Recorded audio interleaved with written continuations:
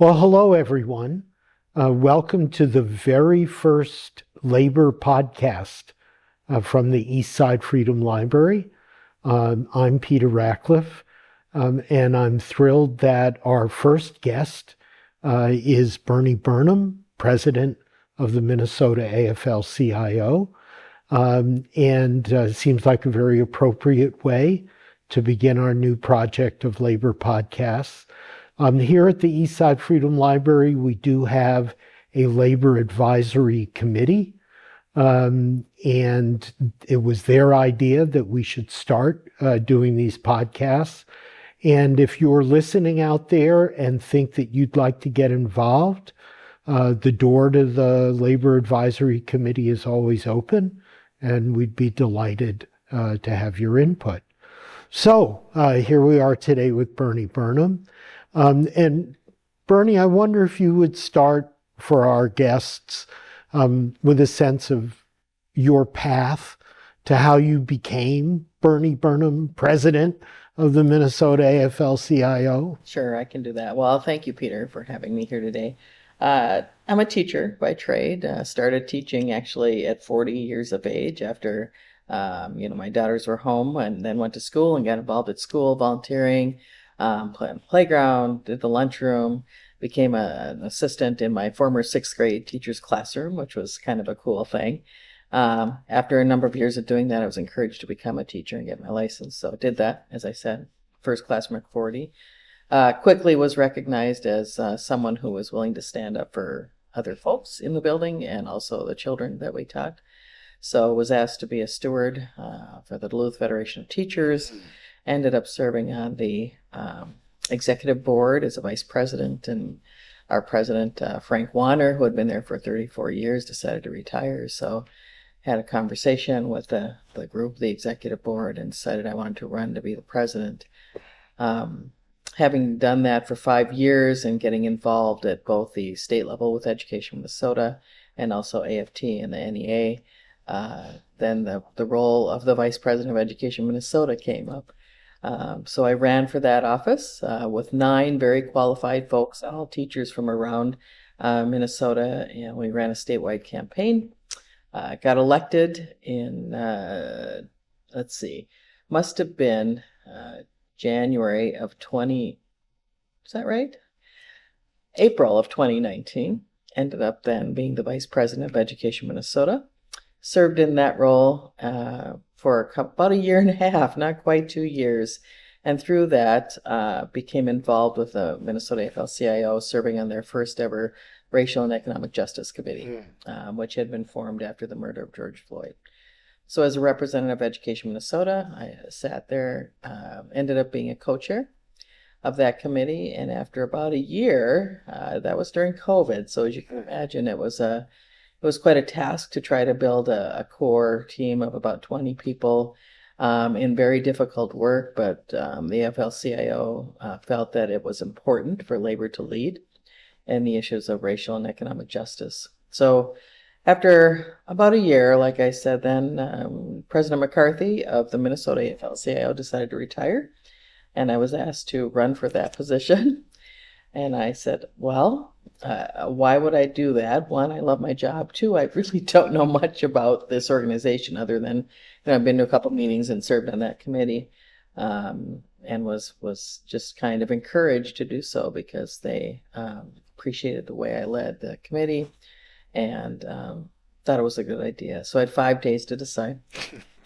Decided to throw my name in the hat. Ran a campaign, mostly cold calls because I didn't know many of the general board members. So did a lot of conversation and asked people to vote for me, and ended up in December of 2021, I think that's right, becoming the president of the Minnesota AFL-CIO, the first woman of color, second woman, but a pretty big deal, I think. And when I was asked why I decided to run, I said, well, as I said before, I really enjoyed what I did as a teacher, but decided that this would be a way I could make more of an impact across the state of Minnesota and the broader labor movement. So here I am. Obviously had a lot to learn Did a lot of conversations with affiliate leadership, listening to them and learning about their organizations and what they were looking forward to get out of the Minnesota AFL-CIO. So that's a real quick version of how I got here. It's great. It makes me want to know a little bit more about the Racial and Economic Justice Committee. Sure. I know that one of the reasons we're here to have this conversation today is about the recognition of the Minnesota labor movement by the National AFL-CIO at their convention. And I know that your response to that recognition included saying, well, the kind of work that's been done within the labor movement here in Minnesota prepared people, prepared organizations to step up into a leadership role when we were faced with ICE and the authoritarian presence here. So I wonder if you'd back up a little bit and tell us about the Racial and Economic Justice Committee and the kind of work that they did that might have helped set the stage for the work that's been done most recently. Sure. Well, I mean, as we all know, in the labor movement, there was a long period of time or a number of years where really the labor movement wasn't good to people of color, right? I mean, there were a lot of things that happened to push people away, to try to force them out. However, many immigrants and people of color from this country and other countries said, no, we are part of this movement. Mm-hmm. And we're here to stay. And so we felt just kind of knowing what the landscape was like in Minnesota, having been an educator and knowing that our students of color needed more support and needed to do better and graduation rates needed to be better. I think we just felt like it was our role to make sure that immigrants and people of color in unions were having the voice that they should have. Mm-hmm. Is it perfect? I would say no, not yet. I think we have a long way to go. When people ask me why I wanted to serve on that committee, I said, well, I've been doing this work for a long time. As an educator coming out of Duluth, I know that, our students of color just needed better. Our communities of color needed better. And so as I moved into this role, I carried that with me. And one of the things I always believe is that if our children are doing okay, then their parents are going to be and our communities will be. But again, it is still a fight today for people of color and others, people who are othered, to really have their voice lifted up. But I can say that in this time period, also serving on the AFL-CIO Executive Committee, I know that there are many women and many people of color whose voices have been lifted. And that is evident by just looking at the National Convention. We know that 52 or 53% of the people in the room were women and people of color. So that's a big change from the past. Prior to the time I was ever involved, obviously, but it's a big change. And do we still have work to do? Yes. So the work that our committee's been doing is working with affiliates, all of our unions, trying to bring people to the table to have the conversation, getting people invested in how we can be better and how we can do things better. We had a lot of forums around the state where folks who were wanting to do the work came along. And every time we left, when I said, well, now next time we got to bring one more person, right? And then this just recently, in the last couple of weeks, we had a full day forum, which was really well attended and really good conversation. I think that many people in the labor movement know that this is the path we need to take and we should be leading. Great. And I wonder too, in your response, you talked about your idea that when children do better, the families will be doing better. And I wonder, you come out of the Duluth Education Association. I had fantastic experiences during the resistance to Operation Metro Surge through the St. Paul Federation of Educators. What do you think about the roles that teachers unionism plays in the labor movement as a whole? Well, I mean, I think public education is a good place to start. I think it is the foundation for all the things that should be happening in this country. again, I will say that as far as funding and those things that should be happening, we could be doing better in our country. We know right now that public education is under attack. It has been for a long time. I mean, this isn't new news. It's been going on for a long time. But I think our teachers know, first and foremost, that the children in their classroom come from families where sometimes it's challenging, sometimes it's wonderful, but you just don't know who's walking into your room, right? And so when Operation Metro Surge began to happen, and there was fear from our members of color, citizens of color, and their families, and then they began to not send their kids to school. And we knew that families were not going to work. Yep. Teachers stepped up to the plate and said, okay, we've got to work on this. First, we're going to, offer online learning like they had done it during COVID. And then many teachers and unions across the state began to collect groceries and provide groceries and make sure that food got sent to homes. And not just teachers, obviously, but because you're in the classroom and you care about those 25 to 35-ish kids, I'll say, depending where you are in need of help, you're going to step up and do that. Mm-hmm.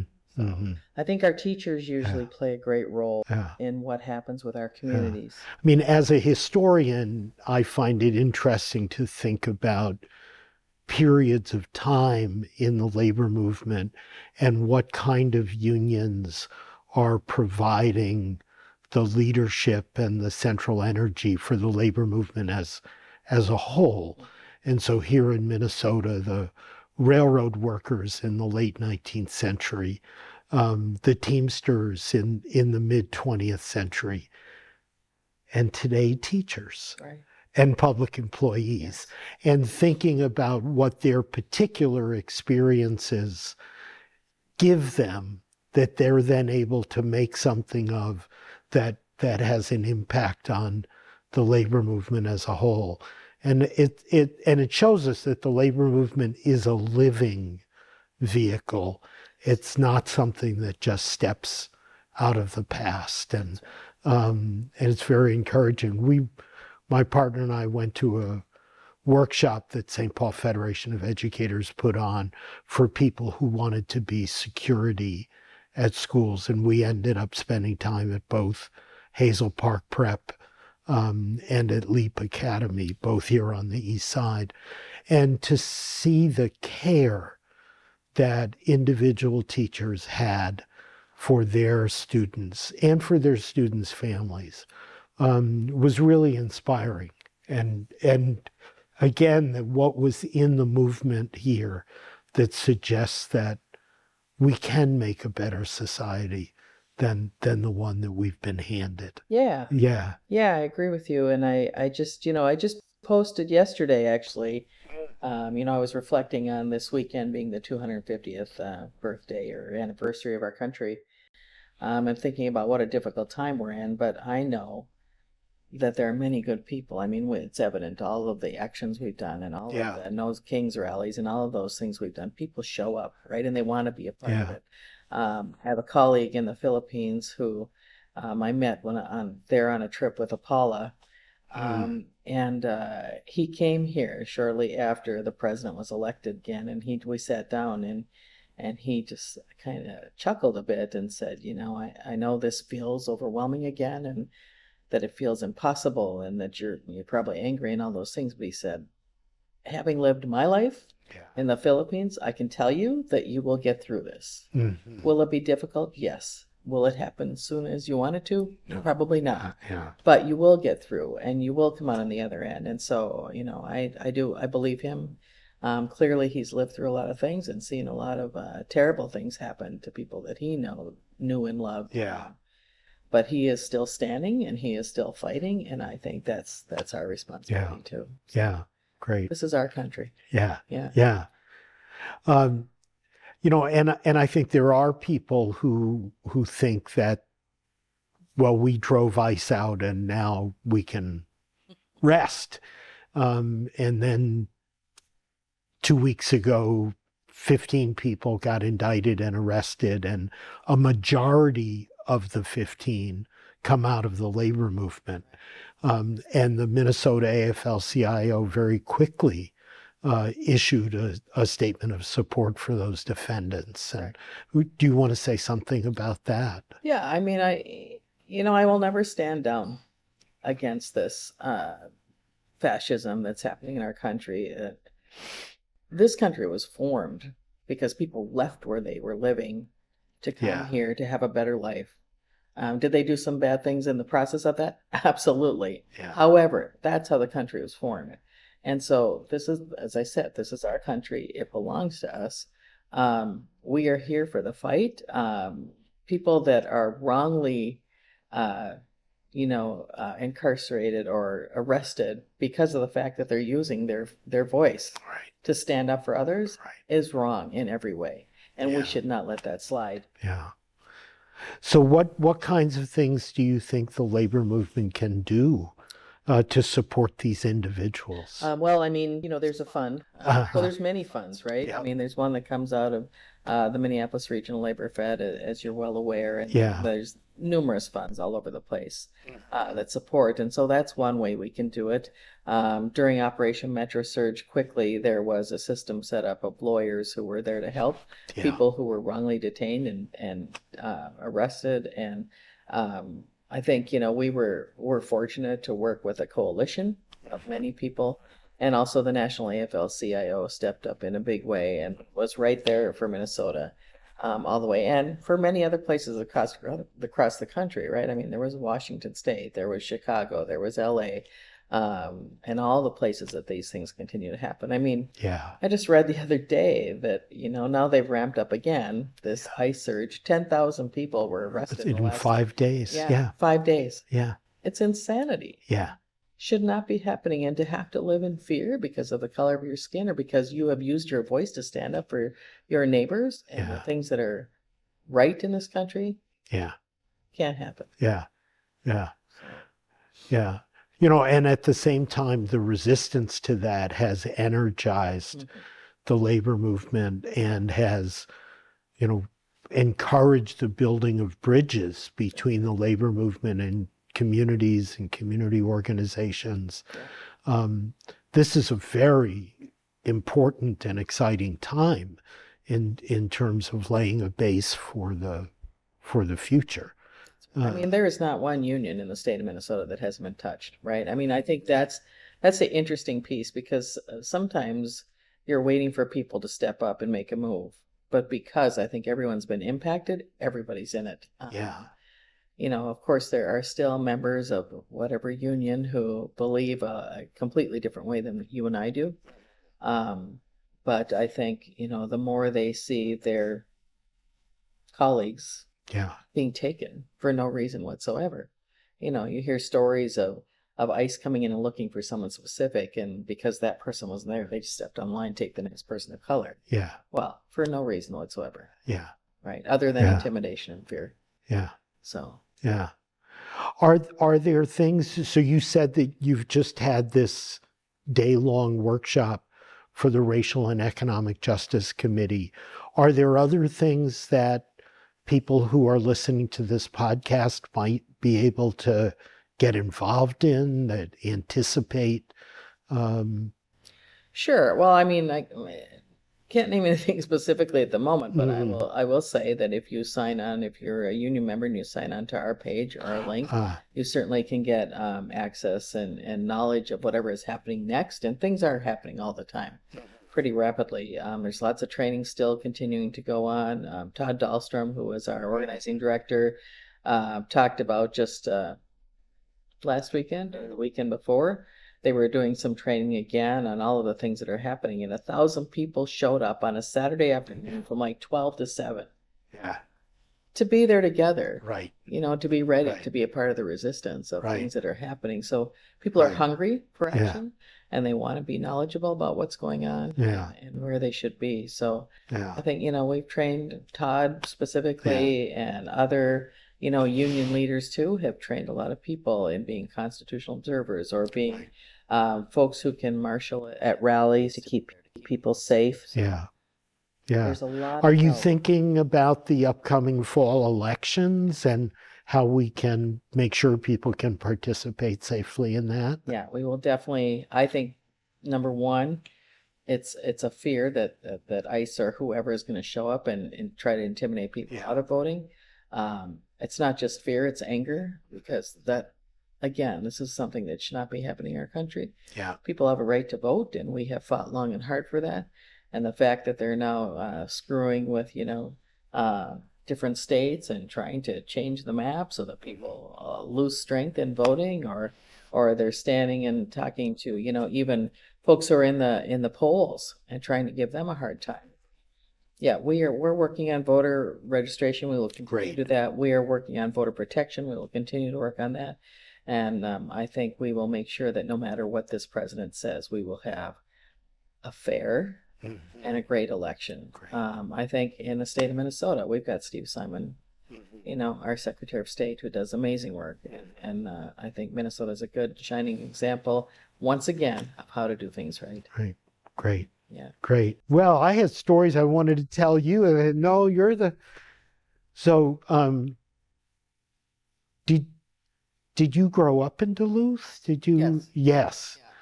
And so obviously you would know the story of the 3 young men who were lynched. Do you know the story of the 1946 Marine Cooks and Seamen strike? I don't. So I'm pleased to be able to share the story with you, that the strike was for equal pay for workers of color on all the ships on Lake Superior. I know the story because the person who became my mentor when I went to college in Massachusetts had grown up in Duluth. And his mom, in fact, his mom was a kindergarten teacher way back when. Yeah. And his dad was the last president of the union at Diamond Tool. Oh, really? Oh, who was that? His dad was George Dizard. Okay. And his mom was Rhoda Dizard, and she was first cousin to Irene Paul, All right. who edited the Duluth Labor World for a while. Okay. And All right.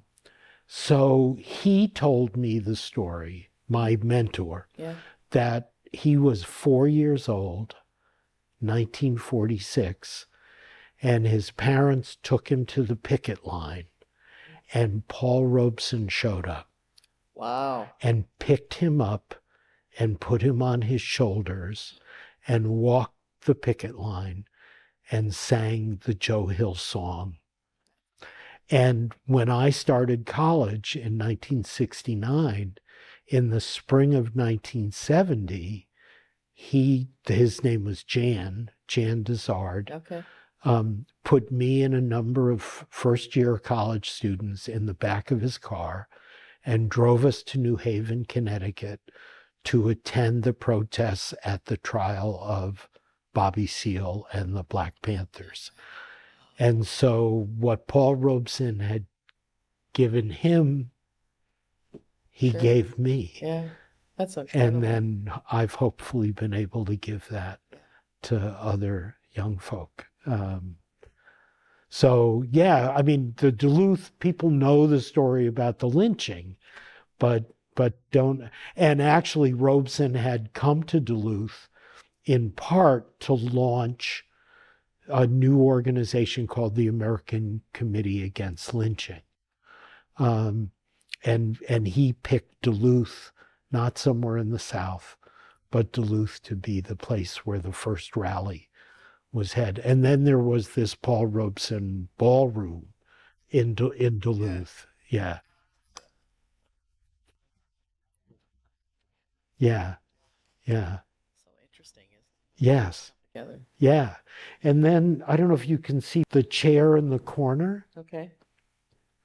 Which is from the Philippines, was given to me by an African-American friend locally. And it's called a peacock chair. Sure, yeah. And the famous poster of Huey Newton sitting in a peacock chair, holding a spear in one hand and a shotgun in the other. And we have a book with Huey's picture on the cover, and here's the Oh, wow. yeah. Is that chair? No, I wish, I only wish. But we do have the story about the chairs were first made in a U.S. prison camp in the Philippines during the Spanish-American War. And a number of the guards were African-American soldiers who had been sent to the Philippines. And they brought the first iteration of these chairs back to the United States and took something that had been made by incarcerated people and turned it into a symbol of militancy. And I just love that now we have one. We just got it in the last year that it's here. Yeah. We were there on a trip to learn about the labor movement and see how we could support it. So I heard about the trip, found a way to weasel my way into the trip because I really wanted to go. My dad's parents were from the Philippines. So I knew nothing about that history because he didn't want to talk about it. He was raised in Hawaii, but it was amazing to go there and see the spirit that people had, in spite of the fact that the wages are still terrible. The benefits are terrible, but they continue to fight and continue to push for every little thing they can get. And like I said, all of the terrible leaders they've had who have killed people. And, and when we were there, it was so interesting because, again, it was just as things were being to turn here again. And everybody around the table kept saying, oh, my God, this sounds so familiar to what we're beginning to live through again, you know? So it was interesting. Interesting time. Yeah. There were some very good commentaries this year around the 250th anniversary of, like Robin Kelly had a really great piece in Hammer and Hope, which is an African-American journal, about what we can learn in the United States today from the anti-colonial struggles, that we can learn from them rather than thinking that we have the answers to pass out. Yeah. We have a lot to learn. Do you know of Carlos Bulasan? Who was a Filipino activist on the West Coast? You know who I was there with? I was there with, now I'm going to get this wrong, Ligaya Domingo and Cindy Domingo. Ligaya's dad was one of the two men who were killed by Marcos here, right? So in Seattle. So that was really something to go. And then we went to places where those two gentlemen, I'm trying to think of both their names and I can't come up with it right now, but it was something to be there with the two of them because it was Cindy's brother and Ligaya's dad who had been killed. So Austin too, like the Duluth, the lynching story, and in 1922, there was a nationwide railroad shopmen's strike, and in a number of places, the strike was broken by bringing African-American strikebreakers from the South. And in Austin, there was a terrible incident where the railroad had lodged the strikebreakers in the roundhouse, and a mob, the only appropriate noun, a mob, including workers from the Hormel plant, rose up and attacked the roundhouse, and a number of the African Americans dove into the Cedar River, and to this day, an uncounted number drowned. And when I first went to Austin in 1984, and I had studied the meatpacking industry in graduate school, and I looked around and I said, where are the black people? How is this a meatpacking town and I don't see any African Americans? And someone said to me, because of what You know, no one black has lived in Austin since 1922. That's And by the end of the strike, they paint this mural with Mike Alowitz on the exterior wall of the Union Hall, and the union votes to dedicate the mural to Nelson Mandela. Wow. And this wonderful guy comes from the 3M plant in Johannesburg to receive the dedication to Mandela. And so the possibility of human growth. Right. Yep. That's what teachers. That's right. That's what teachers know. That's right. Yeah. That's right. Yeah. So anyway. Great. I do want to mention that there will be an event on Sunday, July 19th, marking the 92nd anniversary of the Minneapolis Teamsters strike and the events that were called Bloody Friday, and that will be in the North Loop in the Warehouse District. This year, there is a very conscious effort to tie the history of that struggle, the struggle against the Citizens Alliance, which was a kind of locally grown fascism, to tie that struggle of 92 years ago to the struggle both against ICE and the struggle for racial justice in the aftermath of the murder of George Floyd. We're actually sitting here today on the 10th anniversary of an earlier police killing of a person of color that really started the movement here. And this year, Brass Solidarity is going to be participating in the event, and they're going to lead a New Orleans-style parade from the site of the shooting at Bloody Friday to the beautiful murals painted by young African-American artists from Juxtaposition Arts. So that's going to be a very special event, July 19th at 2, and we hope that people will be joining us from the labor movement and from the community. One of the real treats this year also is we'll be hearing from John Hanson, and John has written his first book in his 80s. Oh, boy. And it's a memoir about his mom and dad and his childhood. And his dad was in the 34 strike, and they were harassed by the FBI in the 1950s. And John has pulled that together, and the book is being published, and it will be there. Wow. And John will speak. Okay.